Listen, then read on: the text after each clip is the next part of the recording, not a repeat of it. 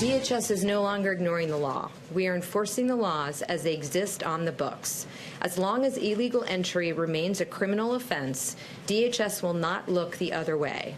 DHS will faithfully execute the laws enacted by Congress, as we are sworn to do.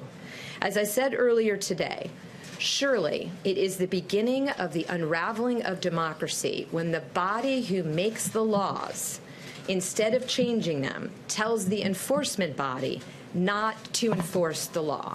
I ask Congress to ask this week so that we can secure our borders and uphold our humanitarian ideas. These two missions should not be pitted against each other. If we close the loopholes, we can accomplish both.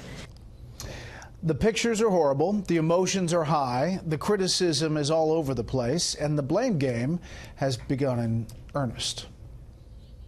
We can do this very quickly if the Democrats come to the table. Everybody wants to do it. We want to do it more than they do. They will try to make us choose between these children and dreamers. Our Democratic friends, every time they've had a chance to vote for a solution, they've voted against it. And so I hope they change their approach. Put it on the floor and let the people's House vote. And yet they slumber still. With that, let's bring in our panel. Former CIA analyst, nationally syndicated radio host Buck Sexton, Mara Liasson, national political correspondent of National Public Radio, and Molly Hemingway, senior editor at The Federalist. Mara, this seems like it's all coming to a head here. Yes, and this has been confusing because this was a policy that was meant as a deterrent and described as a deterrent by Jeff Sessions and others. Don't bring your kids here because you're going to get separated from them if you cross illegally. But it turns out that I think President Trump wants credit for being tough on immigration. Today he says that we don't want our country to turn into a migrant camp or a holding pen for refugees, but he doesn't want to take responsibility for the unpopular part of the policy, which is the separation of kids from their mothers, so he's blaming the Democrats. Molly.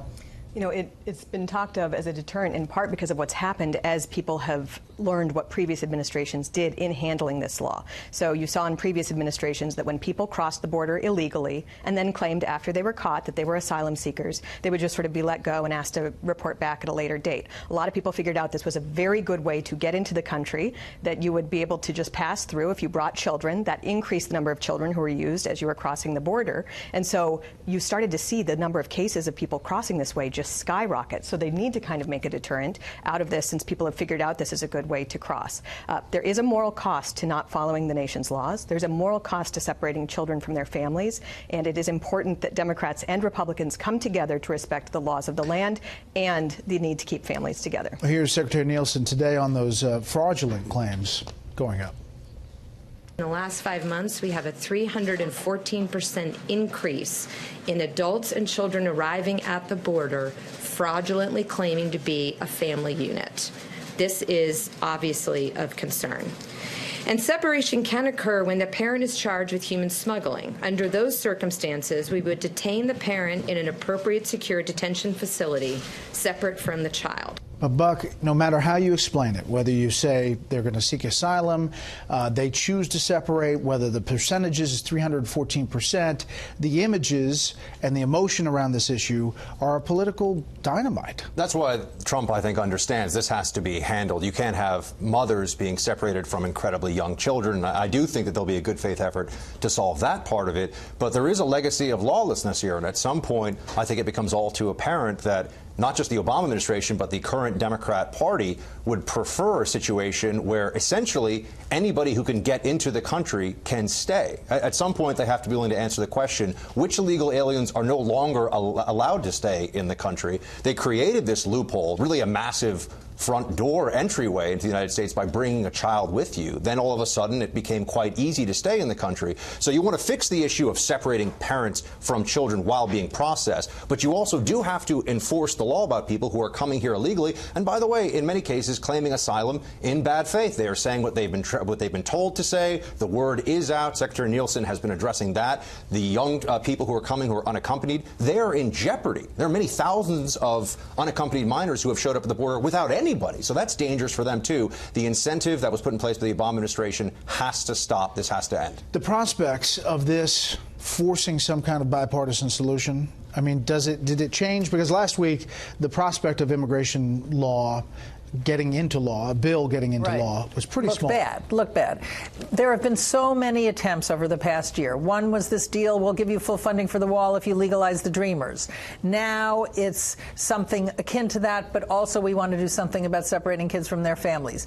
Donald Trump has asked for a 44% decrease in legal immigration, which the Democrats have balked at. I think that if you got it down to a pretty skinny bill, wall, Dreamers, the kids and family policies, maybe you could get something, but I don't know if that's where Congress is headed. The dreaded skinny bill. Yes, we've heard that so many times before. Molly. And Senator Ted Cruz has just introduced legislation that would deal with this. The big issue in play is that you can't detain children for more than 20 days. It takes so long to deal with adjudicating these illegal border crossings that then claim asylum that it ends up in family separation. His bill would require that you adjudicate this within 2 weeks, and if you fail to pass the test, you're deported as a family, and otherwise you can be reunited at that point. We should say that Secretary Nielsen made a point to say if you go to a port of entry, that you can claim asylum and stay together as a family if there's room. And if they think you're a real family. And they think they can check you out as a real family. Here is a blast from the past, if you will, Hillary Clinton on this issue.